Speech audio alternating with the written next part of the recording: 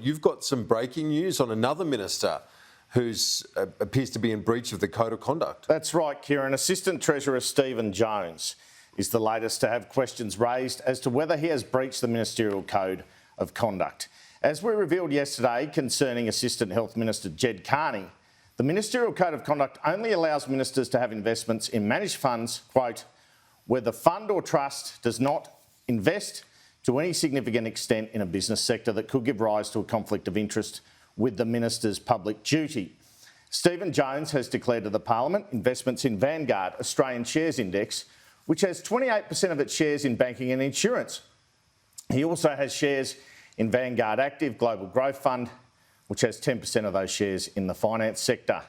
Just today, Mr Jones introduced bills to the House which impact banks. I put questions to Mr Jones today on whether he was going to sell this interest, given it appeared to be in breach of the code.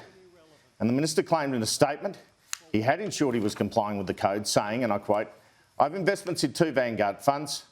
They're worth $1,272 and $4,043 respectively. I disclose these investments and ensure they are in compliance with the ministerial code. I don't directly own shares and have no say in the investment decisions of the funds." Also, in relation to Assistant Health Minister Jed Kearney, we pointed out yesterday that she has interests in 5 managed funds which have significant health interest. The Ministerial Code of Conduct also says that ministers should encourage family members to dispose of or not to invest in shares in companies which operate in their area of responsibility. Well, Jed Kearney's husband has shares in CSL, Cochlear and Medibank Private. The manager of opposition business, Paul Fletcher, had this to say on the application by the PM of his Code of Conduct today.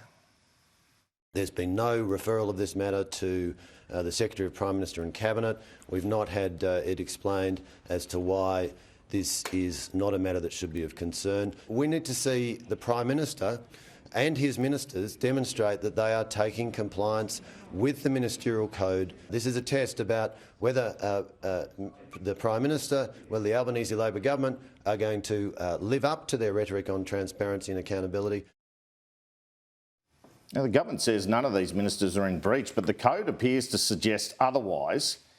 And Anthony Albanese revealed in question time that Jed Kearney has now sold out of that managed fund, which manages health assets, as Assistant Minister for Health.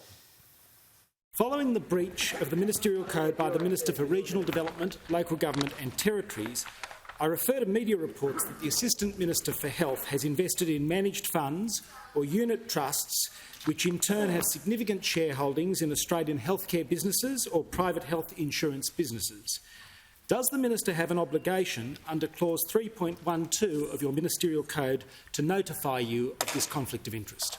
The Assistant Minister has advised she has ensured that she has been compliant with this. The Assistant Minister also wrote to me this morning to formally advise that she's taken the additional step of divesting all of her interests. Well, here's Peter Dutton and Anthony Albanese head-to-head in question time on this issue and the alleged breaches. Prime Minister, we're now in a situation where ministers are liquidating their interests at a rate of knots. And given that 3 ministers have disclosed shareholdings when your code prohibits this, who assesses this strict adherence and why have you so dismally failed to enforce it? The fact is that my entire ministerial team have been entirely transparent. And I tell you what, if you want to talk about integrity, you're going to have a big chance. Your big chance is next week, when there's a National Anti-Corruption Commission bill presented to this Parliament.